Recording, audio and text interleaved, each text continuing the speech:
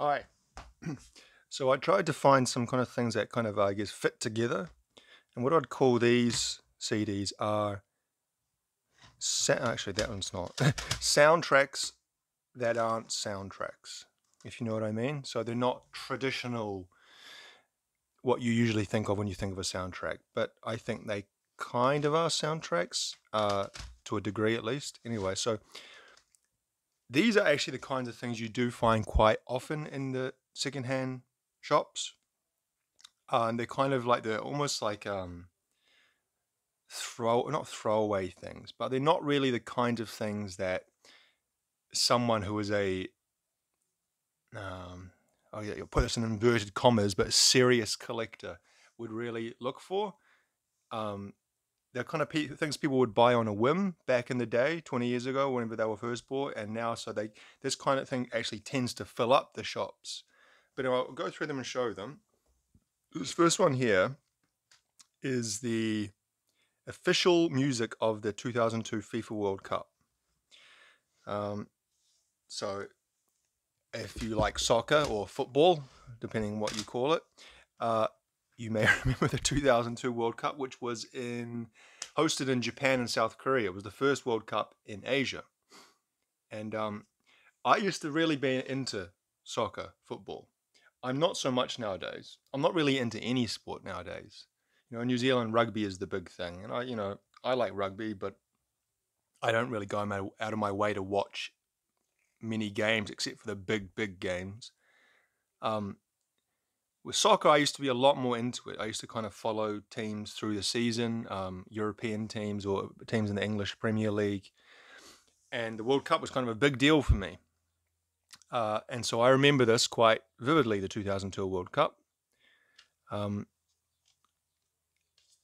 remember that the theme was done by Vangelis.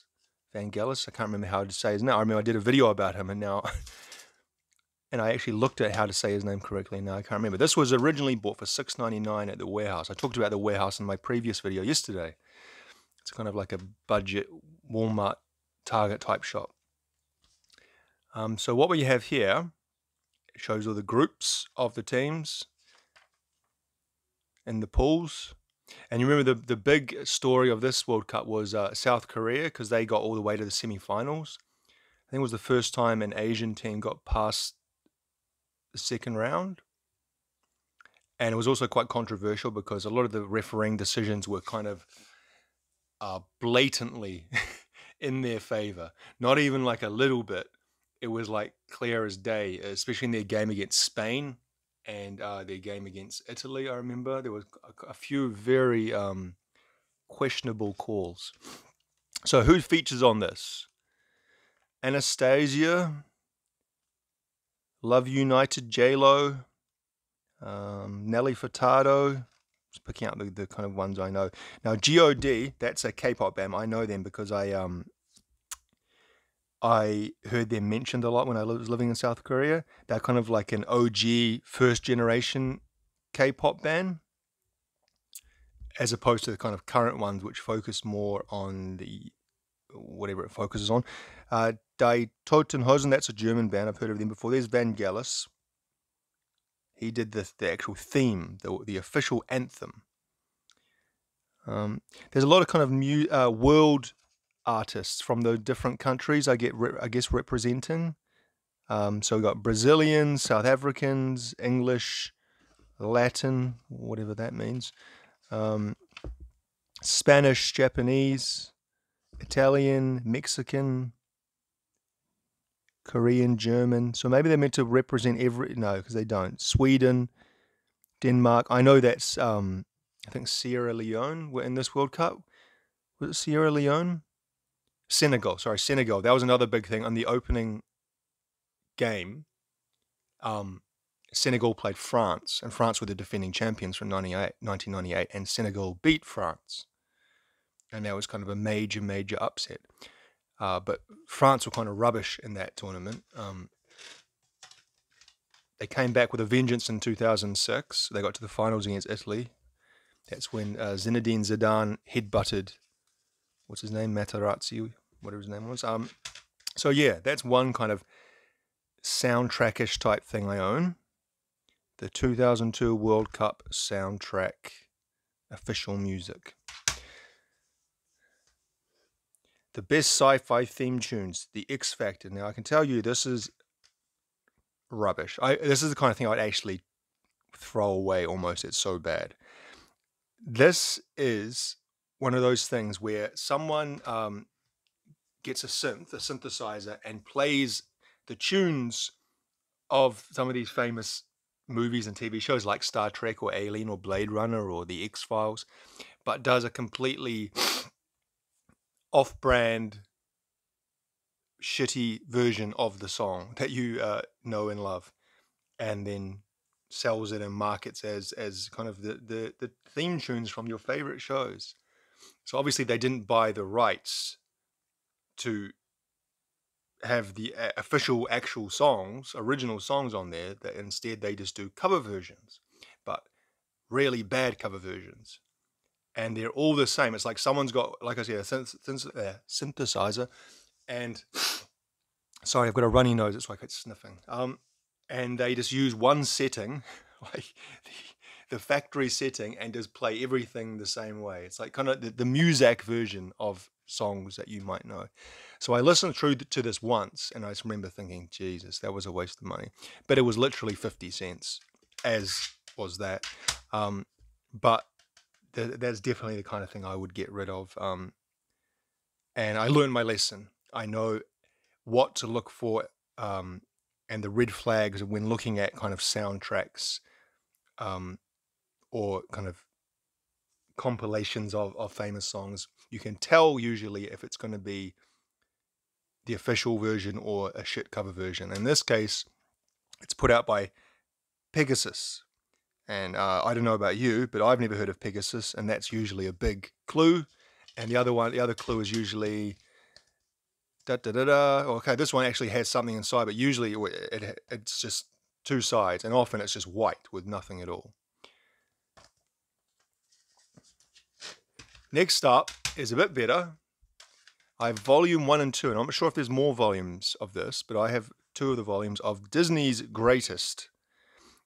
Now, this is an official Disney release, so these are the actual songs from the movies. So we've got from Tarzan, Mulan, Hercules, Hunchback of Notre Dame, Toy Story. You Got a Friend in Me, that's what, Randy Newman, isn't it? Pocahontas, The Lion King, Circle of Life, Elton John. Whole New World from Aladdin. So all the most famous songs, Beauty and the Beast.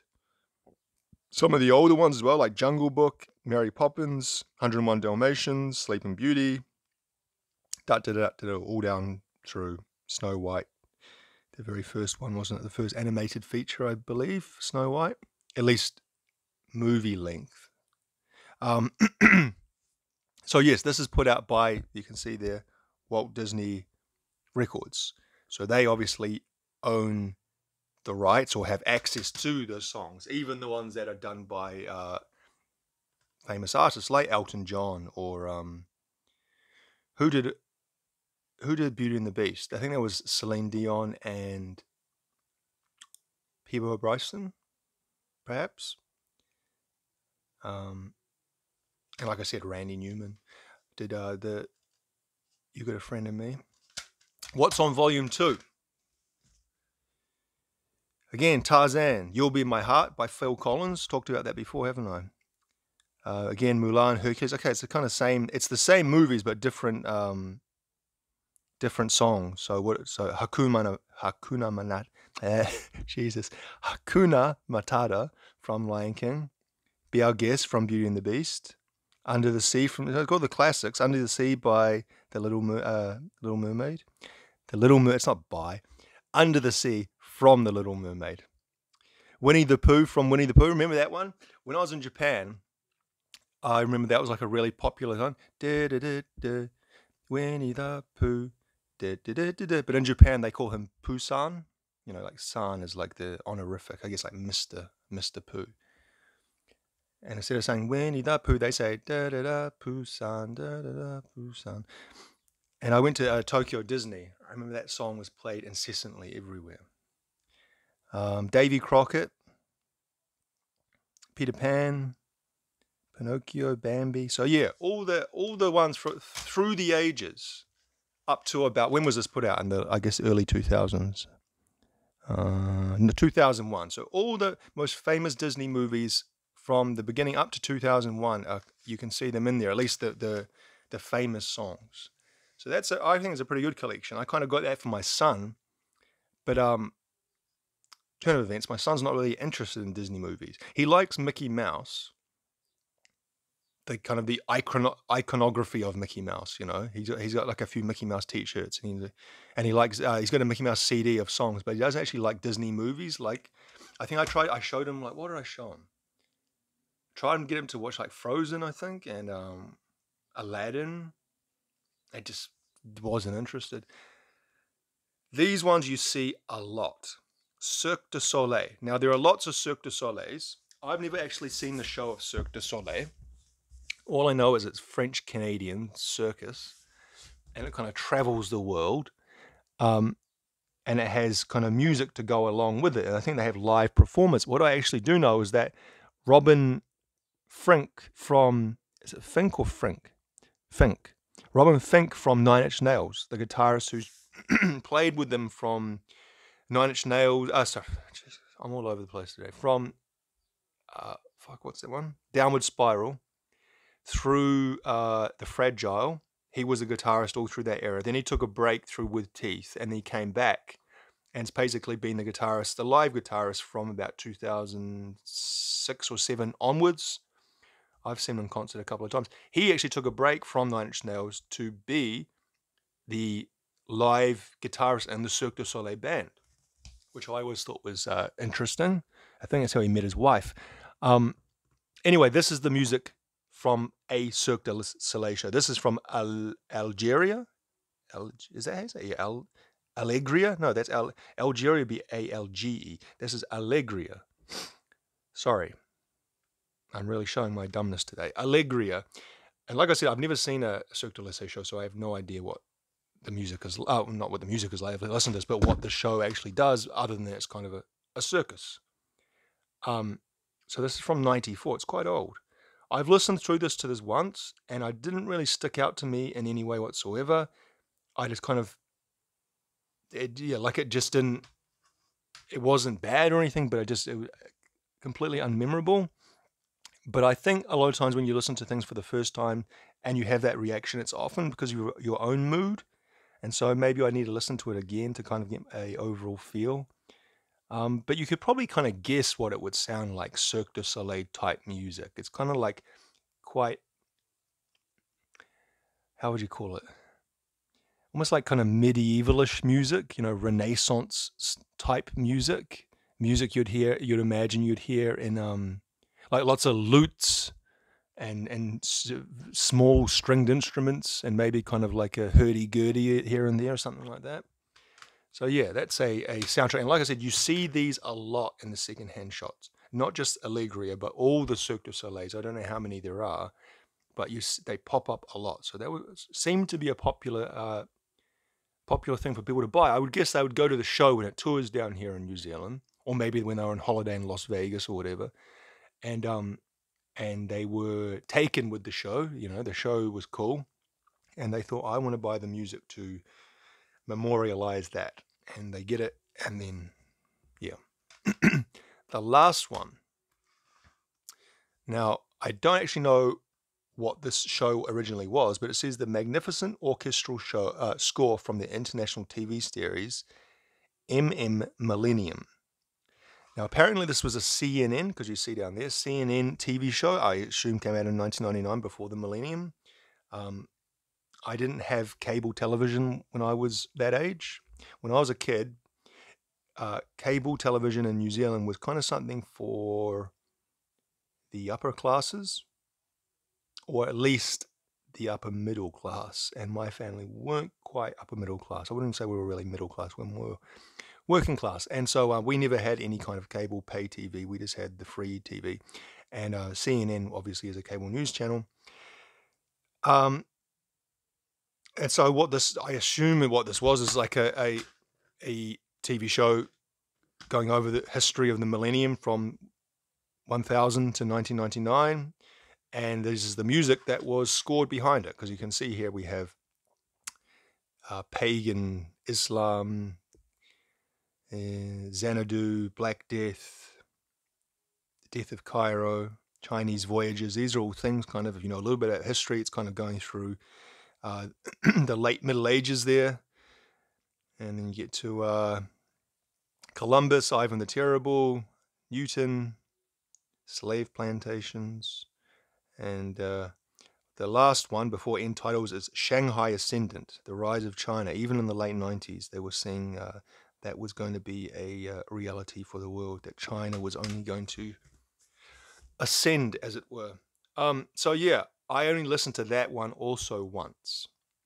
These kinds of things are what I call the bottom shelf CDs, because they actually are on the bottom shelf of my shelving unit. And so they're kind of the ones that that's with all the other compilations, but not with the actual soundtracks. The actual soundtracks I have, which I have a lot of, are actually in another room because they can't fit in here. And so these are kind of the things I listen to the least. Part of that is because I think they are down so low. And whenever I walk into the room and look for a CD to play, my eyes are met with the middle of, where my height is. And that's usually up around the B, C, D, E kind of area. And so I've got to really think about, I really want to listen to this kind of music before I would actually look at listening to something like this. So something for me to remember, that I should listen to these things more. And if I don't like them, I should get rid of them. Anyway, something a little bit different there. All of those secondhand, all of those 50 cents. These ones were $1 each, the Disney ones. 50 cents, 50 cents. So, always worth a gamble, even if you don't like it, for 50 cents. Anyway, guys, thank you very much for watching.